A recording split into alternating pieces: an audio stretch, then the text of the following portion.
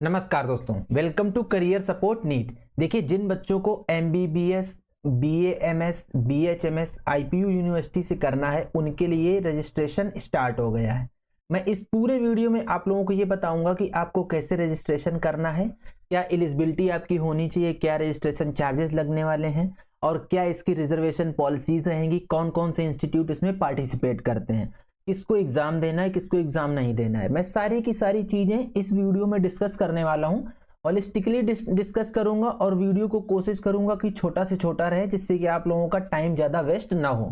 Video बहुत ज्यादा important रहने वाला है, इसलिए आप लोग वीडियो को लास्ट तक देखना, आपको सारी की सारी चीजें क्लियर हो जाएंगी।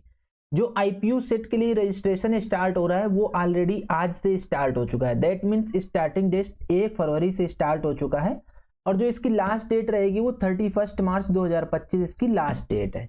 जो इसकी जो एप्लीकेशन फीस है वो 2500 रुपए है और ये 2500 रुपए एप्लीकेशन फीस नॉन रिटर्नेबल है, मतलब नॉन रिफंडेबल है। किसी भी कंडीशन में ये रिफंड नहीं होगी। आपको इस चीज को समझना है, ये चीज सोच समझ के ही आप लोग इसमें पार्टिसिपेट करना। अभी पे मैं यहाँ पे एक चीज और बताए चलता हूँ कि अगर आप बीडीएस करना चाह रहे हो, जो आईपीयू यूनिवर्सिटी के अंडर कॉलेज है, एक कॉलेज है, उससे अगर आप बीडीएस करना चाह रहे हो तो आपको रजिस्ट्रेशन नहीं करना है, क्योंकि जो बीडीएस का ये कॉलेज है इसकी जो काउंसलिंग होती है वो डायरेक्टली एमसीसी की काउंसलिंग से ही इसमें सारी सीट फिल करी जाती हैं। तो अब मैं आगे आपको लेके चलता हूं और आगे की चीजें दिखाता हूं, जिससे कि आप लोगों को एक ये आइडिया लगेगा कि और आगे क्या है। जो जो इंपॉर्टेंट चीजें थी वो तो मैंने क्लियर कर दी रजिस्ट्रेशन का। अब आगे मैं आपको लेके चलता हूं। देखिए, ये पूरा का पूरा ब्रोचर ऐसा है जो कि इसमें सारी सेट के बारे में दिया है। आईपीयू कॉमन एंट्रेंस टेस्ट जो है उसके बारे में ये पूरा सेट दिया है, लेकिन जो मेडिकल फील्ड से रिलेटेड है उसको मैं डिस्कस कर लेता हूं। मेडिकल फील्ड से रिलेटेड होने की वजह से एक चीज तो क्लियर हो जाती है कि जो आपको आईपीयू सेट है वो आपको एग्जाम नहीं अपीयर करना है।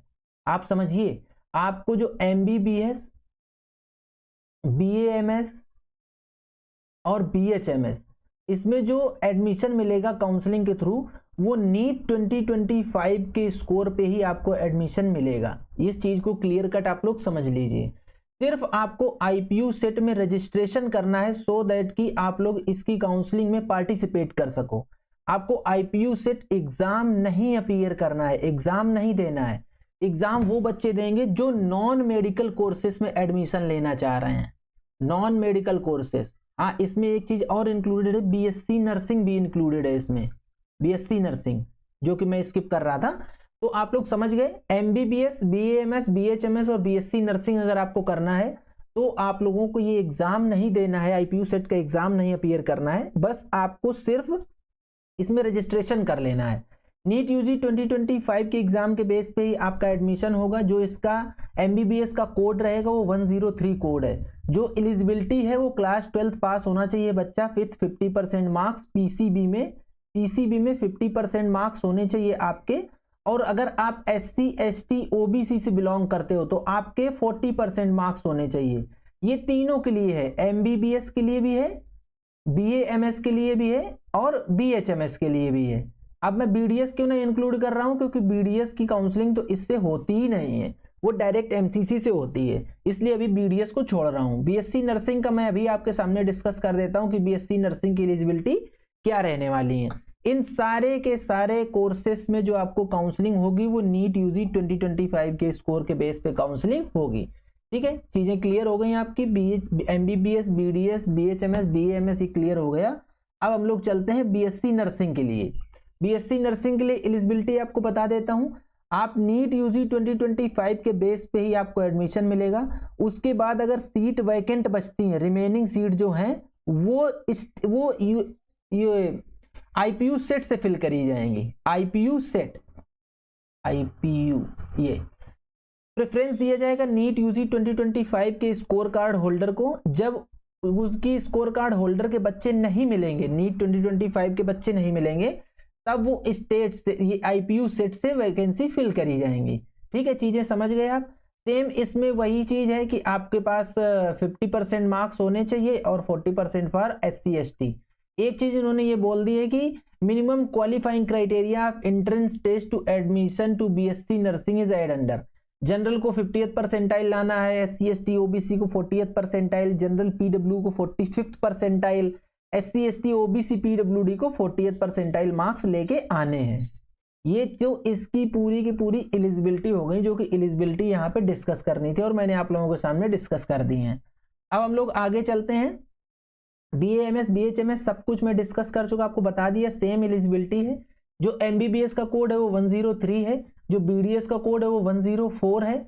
इसके बाद आपको 17 साल एज कंप्लीट करनी है before 31 December of year of his admission in the first year of course. मतलब जब आप 2025 की काउंसलिंग में पार्टिसिपेट करेंगे तो 31 दिसंबर 2025 को आपकी जो एज है वो 17 ईयर कंप्लीट हो जानी चाहिए, तो आप एलिजिबल हो इनमें पार्टिसिपेट करने के लिए।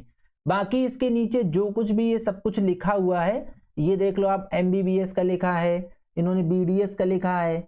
इसके बाद इन्होंने नीचे इसी में लिख दिया है ACMS फॉर आर्मी कैटेगरी और MBBS कोर्स। इस चीज को आप याद रखना, ACMS, इसके बारे में भी आगे मैं पूरा का पूरा सब डिस्कस करूंगा आप लोगों के सामने एक साथ, ठीक है।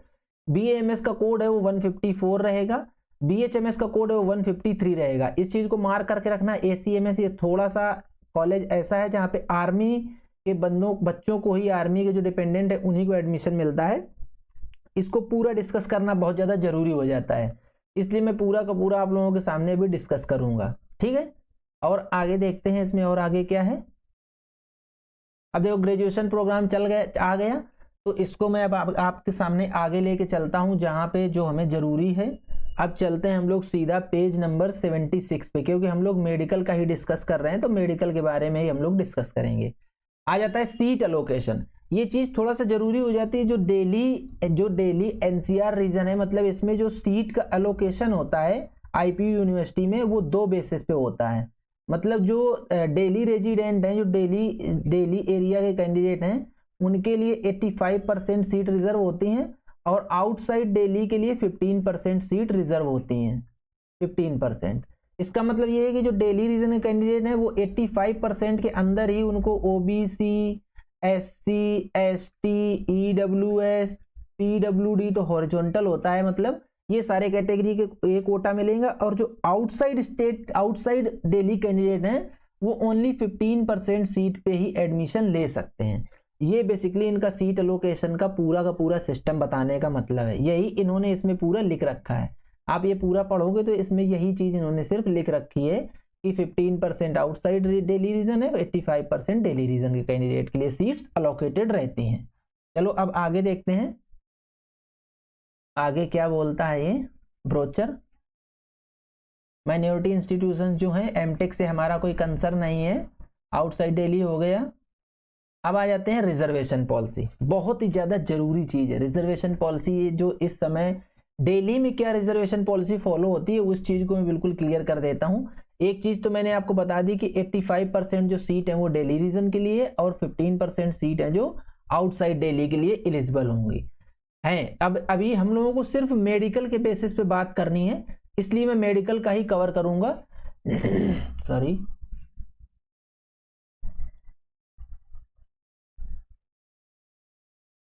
इसमें क्या है, schedule caste and schedule tribe. OBC का कहाँ है, इसमें ओबीसी का भी दिया है यहीं कहीं। चलो मैं ओबीसी का भी बता देता हूँ। देखो सबसे पहले तो इन लोगों ने ये क्लियर कर दिया है, reservation in OBC category is not applicable at masters level and post graduate diploma except post graduate medical courses. लेकिन हम लोगों को मेडिकल कोर्सेज के बारे में ही बात करनी है। मैं अब आप लोग ध्यान से सुनना, देखो ओबीसी, एससी, एसटी और ईडब्ल्यूएस, अगर आपको इनमें इनको दिल्ली रीजन में इन चीजों का बेनिफिट लेना है तो आपकी एलिजिबिलिटी क्या होनी चाहिए, वो सबसे जो प्राइमरी एलिजिबिलिटी है वो ये है, आपने 10+2 जो किया होना चाहिए वो दिल्ली में सिचुएटेड जो इंस्टीट्यूट है, दिल्ली में ही इंस्टीट्यूट होना चाहिए, उसमें से आपको करा होना चाहिए। जो आपने 10+2 किया है, मतलब 11th और 12th जो आपने किया है वो दिल्ली के में ही इंस्टीट्यूट होना चाहिए, उससे अगर आपने किया है तो आप इन चीज का बेनिफिट ले पाओगे। और एक चीज, ये जो सर्टिफिकेट आपको इशू होगा ना, ये सर्टिफिकेट आपको national capital territory of Delhi, NCT Delhi या दिल्ली की जो अथॉरिटीज हैं वही लोग इशू करनी चाहिए, इसके बाद ही आपको इस चीज का एडमिशन, इस चीज का बेनिफिट मिल पाएगा। अगर दिल्ली अथॉरिटी ये आपके लिए नहीं इशू कर रही है तो आपको इसका जो बेनिफिट है वो बेनिफिट नहीं मिल पाएगा। आई थिंक कि चीजें बिल्कुल क्लियर हो गई आपका SC ST OBC और EWS कैंडिडेट को लेके। मैं एक बार फिर से बता देता हूं, अगर आपने जो दिल्ली में सिचुएटेड इंस्टीट्यूट हैं उन्हीं से +2 किया है तो ही आपको इनके दिल्ली स्टेट का कोटा मिलेगा, जो मतलब 85% सीट है उनमें आपको इसमें पार्टिसिपेशन का मौका मिलेगा। और अगर आपको कैटेगरी का जो रिजर्वेशन चाहिए तो जो दिल्ली की अथॉरिटी है, दिल्ली अथॉरिटी जो है वही लोग जब आपका सर्टिफिकेट इशू करेंगी तभी आपको आपकी कैटेगरी का बेनिफिट मिल पाएगा। दो चीजें हैं, दिल्ली स्टेट का कोटा जो 85% सीट है वो चीज है कि 10+2 आप पास होने चाहिए, दिल्ली के अंदर ही सिचुएटेड होना चाहिए जो आपका इंस्टीट्यूट है। और जो कैटेगरी का बेनिफिट है वो दिल्ली अथॉरिटी ही आपके कैटेगरी सर्टिफिकेट को इशू करने चाहिए, तभी आपको कैटेगरी का बेनिफिट मिल पाएगा। यहाँ पे दो चीजें हो रही हैं और क्लियर कर देता हूं मैं आपको। जैसे आप आउटसाइडर हो, आउटसाइड दिल्ली हो, मतलब आप सपोज हरियाणा से बिलोंग करते हो, चलो इसमें दिखा देता हूं मैं आपको। जैसे आप हरियाणा से बिलोंग करते हो लेकिन आपने जो +2 है वो कर रखा है आपने दिल्ली में सिचुएटेड इंस्टीट्यूट था उससे, तो आपको दिल्ली स्टेट का कोटा मिल जाएगा ये 85% वाला। लेकिन अब अगर आप ये चाहो कि OBC SC ST वाला कोटा मिल जाए तो ये आपको कोटा नहीं मिलेगा। ठीक, ये आपको तभी मिलेगा जब आप दिल्ली की अथॉरिटी से ये सर्टिफिकेट बनवा के लेके आओगे, तभी ये कोटा आपको मिल पाएगा। इस 85% के अंदर जो सीट्स हैं, जो 15% सीट हैं वो अदर देन दिल्ली के लिए हैं, तो उसमें आपका कोटा अलग चलेगा। ठीक, ये चीज क्लियर हो गई। अब बात कर लेते हैं ये जो आता है कि एक्स सर्विसमैन का जो कोटा रहता है, जो आप बोल सकते हो कि आर्मी डिपेंडेंट वगैरह होते हैं उनका कोटा रहता है, तो उनके लिए जो कोटा है वो जनरली जितनी भी वैकेंसीज होती है उसमें 5% हॉरिजॉन्टल कोटा होता है। ठीक, हॉरिजॉन्टल कोटा होता है 5%, तो वो हॉरिजॉन्टल कोटा आपको मिलता रहेगा। अब उनकी बात कर लेते हैं जो बच्चे ओपन स्कूलिंग कर रहे हैं, ओपन से मतलब 12th जो जिन्होंने किया, जिन्होंने मान लो NIOS से किया है, तो उनको दिल्ली का बेनिफिट कैसे मिलेगा। अगर आपका स्टडी सेंटर या एग्जाम सेंटर जो है आपका दिल्ली के अंदर था, दिल्ली स्कूल में ही था, तो आपको NIOS से होने के बाद भी आपको दिल्ली का जो 85% कोटा है उसमें से सीट मिल जाएगी। बात समझ गए आप? आपने इसे NIOS से 12th किया है लेकिन आपका जो स्टडी सेंटर था वो दिल्ली के अंदर सिचुएटेड स्कूल ही होना चाहिए, तभी आपको दिल्ली रेजिडेंस का कोटा मिलेगा, ये 85% वाला कोटा मिल पाएगा। आई थिंक कोटा वाला इशू मैंने आप लोगों के लिए बहुत ही ज्यादा अच्छे से क्लियर कर दिया है। बाकी देखिए जो भी एक्स सर्विसमैन वगैरह या डिफेंस पर्सनल को जो छूट मिलती है वो सब इसमें लिखा है, प्रायोरिटी वाइज लिखी है कि किसको मिलेगा किसको नहीं मिलेगा, उनको कहाँ से सर्टिफिकेट बनवाना है, कहाँ से सर्टिफिकेट नहीं बनवाना है, ये सब कुछ लिखा है। पर्सन विद डिसेबिलिटी PWD वालों को ही 5% का कोटा मिलता ही है हॉरिजॉन्टल, सॉरी वो हॉरिजॉन्टल कोटा PWD वालों को भी मिलता ही रहेगा, उसमें कोई दो राह नहीं है। OBC कैटेगरी सेम जो मैंने आपको बताया कि 27% सीट्स रिजर्व है OBC कैटेगरी की, लेकिन आपको दिल्ली के अंदर OBC का तभी बेनिफिट मिल पाएगा जब आपके लिए OBC सर्टिफिकेट दिल्ली गवर्नमेंट की अथॉरिटी इशू करेगी। आप कहीं से भी हो, आप दूसरी जगह का सर्टिफिकेट लगाओगे तो वो आपको उसका बेनिफिट नहीं मिल पाएगा। ठीक है, चलो अब आगे चलते हैं, देखते हैं आगे क्या है। 97 पेज नंबर पे चलते हैं अभी। हाँ, अब ये हमारे लिए बहुत इंपॉर्टेंट चालू होने वाला है क्योंकि हम लोग मेडिकल कैटेगरी की बात कर रहे हैं, तो मेडिकल के बारे में ही बात करेंगे। मैं ऑलरेडी डिस्कस कर चुका हूँ, MBBS का कोड 103 है। पार्टिसिपेटिंग इंस्टीट्यूट है ये सारे, जो इंस्टीट्यूट पार्टिसिपेट करते हैं IPU की काउंसलिंग में या IPU के अंडर हैं, दिल्ली गवर्नमेंट के अंडर हैं, दिल्ली में सिचुएटेड हैं, उनके बारे में मैं बात करूंगा। तो अब यहाँ से आप लोग बहुत ध्यान से सुनना, क्योंकि इसमें से कुछ इंस्टीट्यूट ऐसे हैं जो कि IPU की काउंसलिंग में पार्टिसिपेट करेंगे, कुछ इंस्टीट्यूट ऐसे हैं जो डायरेक्टली MCC की काउंसलिंग में पार्टिसिपेट करेंगे। यहीं पे मैं आपको आर्मी कॉलेज के बारे में बताने वाला हूं, जो मैंने बोला था कि आप लोग मार्क कर लो, इसको थोड़ा सा मैं आगे चल के डिस्कस करूंगा। तो देखिए, Vardhman Mahavir medical college and Safdarjung hospital जो न्यू दिल्ली का है, इसकी 100% सीट हैं वो एमसीसी से फिल होती हैं। 2024-25 में इसमें टोटल 170 सीट थी। 2025-26 में अगर बढ़ जाएंगी सीट तो वो मैं आप लोगों को अपडेट दे दूंगा। एज ऑफ नाउ ये है कि 170 सीट्स हैं और इसकी पूरी की पूरी सीट्स एमसीसी काउंसलिंग से ही फिल करी जाती हैं। इसमें आईपीयू के थ्रू कोई सीट नहीं फिल करी जाती है। ठीक, ये चीज क्लियर हो गई। चलो अब नेक्स्ट कॉलेज देखते हैं।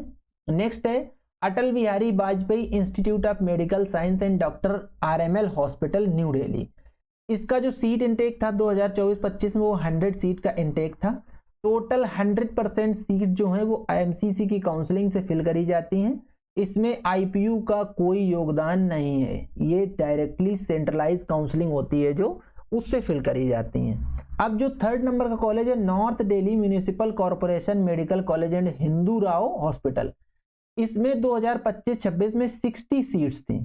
अब इन 60 सीट्स में 85% सीट जो है वो दिल्ली रीजन के लिए रिजर्व हो गई और 15% सीट्स तो ऑल इंडिया कोटा से ही फिल करी जाएंगी। ठीक, तो ये जो 85% सीट हैं इनको आईपीयू की जो काउंसलिंग होगी जिसके लिए आप लोग रजिस्ट्रेशन कर रहे हो इससे फिल किया जाएगा। लेकिन इसमें स्कोर कौन सा लगेगा, नीट 2025 का ही स्कोर यूज में आएगा। ठीक, तो ये वाला आप लोग हॉस्पिटल या कॉलेज मार्क कर लो, ये आईपीयू की काउंसलिंग से ही फिल किया जाता है। अगला कौन सा कॉलेज है, रिजर्वेशन की पॉलिसी सेम वही है जो मैंने आपको बताया है कि एससी एसटी ओबीसी का सर्टिफिकेट अगर आपको government of national capital territory of Delhi issue कर रही है तो ही आपको इस चीज का बेनिफिट मिलेगा, अदरवाइज नहीं मिलेगा। पीडब्ल्यू कैटेगरी 5% का रिजर्वेशन अवेलेबल है horizontal, and same goes with जो आपके डिफेंस कैटेगरी है उसमें भी 5% सीट्स रिजर्व रहेंगी हॉरिजॉन्टली। ठीक, अब देखो जो कि आर्मी कॉलेज वाला है इसके लिए थोड़ा सा बता देता हूं मैं। जो Army College of Medical Science है ACMS जो है इसमें 100 सीट इंटेक रहता है और 100 की 100 सीट जो फिल करी जाएंगी वो फिल होती हैं जो कि आर्मी पर्सनल है, आर्मी पर्सनल। और जो SC ST कैंडिडेट हैं as per the government of national capital territory of Delhi, जैसे जो बच्चे SC ST से बिलोंग करते हैं दिल्ली के वो लोग भी इसमें अप्लाई कर सकते हैं, लेकिन उनके पास गवर्नमेंट ऑफ दिल्ली के द्वारा इशू किया गया SC ST सर्टिफिकेट ही होना चाहिए, कोई दूसरा सर्टिफिकेट नहीं होना चाहिए। आप लोग समझ गए मैंने क्या बोला। जो Army College of Medical Science है उसमें 100 सीट हैं, जो सीट रिजर्व है वो आर्मी पर्सनल के लिए रिजर्व है, ओनली आर्मी पर्सनल के लिए। बट जो SC ST कैंडिडेट हैं दिल्ली के वो लोग भी इसमें अप्लाई कर सकते हैं और उनके पास दिल्ली का इशू किया हुआ SC ST सर्टिफिकेट होना चाहिए। बाकी जितनी भी इसमें एलिजिबिलिटी वगैरह है कि कौन अप्लाई कर सकता है कौन नहीं, इसमें ये दे दी है। 10 साल सर्विस होनी चाहिए, कौन फैमिली वार्ड फैमिली पेंशनर है, एक्स आर्मी पर्सनल है, अडॉप्टेड चिल्ड्रन का दिया है, children of army medical dental corps का दिया हुआ है। और इसमें नीचे देखो जो कि बहुत ही ज्यादा जरूरी चीज है वो ये जरूरी चीज है कि इसमें जो एक्स नेवी एक्स एयरफोर्स और जो ये CRPF वगैरह के जो बच्चे हैं डिपेंडेंट हैं उनको अलाउ नहीं किया गया है। Children of air force navy paramilitary forces like CRPF BSF ITBP CISF Assam rifles GREF DSC are not eligible for the admission in ACMS against the seat reserved for the wards widows of the army personnel. That means only army के जो बच्चे हैं, army के जो dependent हैं बच्चे वही इसमें अप्लाई कर सकते हैं। बाकी जो 2 फोर्सेस रह गई और जो पैरामिलिट्री हो गई उनके लिए बच्चे इसमें पार्टिसिपेट करने के लिए एलिजिबल नहीं है। जो डॉक्यूमेंट लगने हैं वो सब इसमें मेंशन है कि आपको PPO देना है, अपना सर्विस रिकॉर्ड देना है, डिस्चार्ज बुक देनी है, बहुत सारी चीजें होती हैं। जो आर्मी के बच्चे हैं डिपेंडेंट वो ये सब चीजें समझ रहे हैं तो ये उनके लिए है। अब ये कुछ जो अगला इंस्टीट्यूट है डॉक्टर बाबा साहब Ambedkar medical college and hospital, इसकी 85% सीट जो हैं वो IPU यूनिवर्सिटी से फिल करी जाएंगी और इसमें रिजर्वेशन पॉलिसी भी लगेगी। जो 15% सीट हैं वो MCC जो ऑल इंडिया कोटा की काउंसलिंग होगी उससे फिल करी जाएंगी। ठीक, चीजें क्लियर हो गई। चलो आगे करते हैं। बाकी ये सब इसमें यही लिखा है पूरा रिजर्वेशन का। BDS प्रोग्राम, BDS का सिर्फ एक ही कॉलेज है ECIS dental college and hospital in BDS course. ECIS नहीं, ESIC कॉलेज है जो डेंटल कॉलेज, एक ही कॉलेज है। इसकी भी काउंसलिंग पूरी MCC से होती है, सेंट्रलाइज काउंसलिंग होती है। इसमें IPU की काउंसलिंग का कोई रोल नहीं है। तो अगर आप इस कॉलेज के लिए या डेंटल के लिए जा रहे हो तो आप IPU में रजिस्ट्रेशन मत करो, आपके लिए रजिस्ट्रेशन करने का कोई मतलब नहीं रहेगा। आगे BAMS वगैरह के कॉलेजेस देख लेते हैं, जो कि BAMS कॉलेज है। रिजर्वेशन पॉलिसी सब में सेम है, वही जो कि आपको फॉलो करनी है कि national capital territory of Delhi government ने इशू किया होना चाहिए। जो BAMS BHMS का है, तो BAMS का प्रोग्राम कोड 153 है, BHMS का 154 है। इसमें भी सेम वही चीज है कि आपको BAMS प्रोग्राम के लिए जो BAMS programme is run at Chaudhary Brahm Prakash Ayurveda चरक संस्थान, खेड़ा डाबर, नजफगढ़, दिल्ली। इसमें जो प्रोग्राम ये कॉलेज है इसमें रन किया जाता है। तो इसकी 85% सीट्स IPU यूनिवर्सिटी की काउंसलिंग से फिल होंगी। 15% सीट हैं जो ऑल इंडिया काउंसलिंग होती है AA CCC, उससे फिल करी जाएंगी। ठीक है। अब BHMS का कॉलेज कौन सा है, BHMS के कॉलेज के बारे में भी आपको बता देता हूं भी, क्योंकि BHMS का कॉलेज भी इसमें मेंशन है। BHMS का कॉलेज कहाँ गया यार, एक BHMS का कॉलेज भी है इसमें, होम्योपैथी का।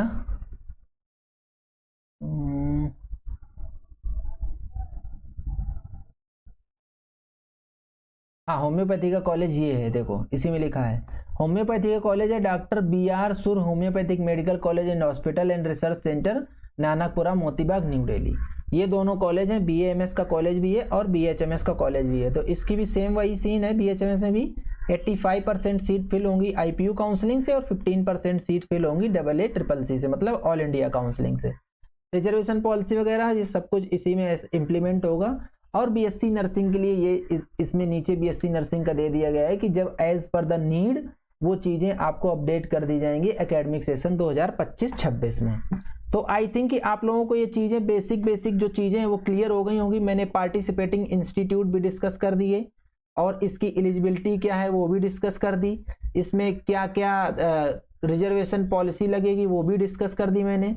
रिजर्वेशन पॉलिसी डिस्कस कर दी कि रिजर्वेशन पॉलिसी किसको मिलेगी किसको नहीं मिलेगी। जो Army College of Medical Science है, Army College of Medical science,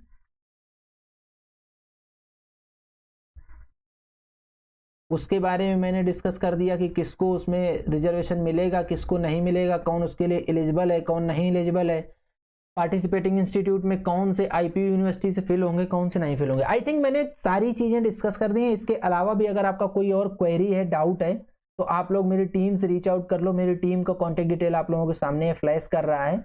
और आप लोग अभी मेरे चैनल को सब्सक्राइब करके रख लो, क्योंकि जब आप काउंसलिंग कराना शुरू करेंगे तो उस समय ये चैनल आपके बहुत काम आने वाला है, बहुत ज्यादा आपको हेल्प होगी। आपको काउंसलिंग से रिलेटेड कोई भी गाइडेंस चाहिए, आप लोग मेरी टीम से, एक्सपर्ट की टीम से कांटेक्ट करके अपनी बेस्ट टू बेस्ट काउंसलिंग करवा सकते हैं। तो ये था पूरा कंप्लीट वीडियो। अगर आपको वीडियो पसंद आया तो वीडियो को लाइक करो, चैनल को सब्सक्राइब करके रख लो, बेल आइकन दबा लो, जिससे कि आप लोगों को इस तरीके का अपडेट मिलता रहे। आज का वीडियो यहीं तक, मिलेंगे नेक्स्ट वीडियो में नए डेटा के साथ। तब तक के लिए बाय बाय।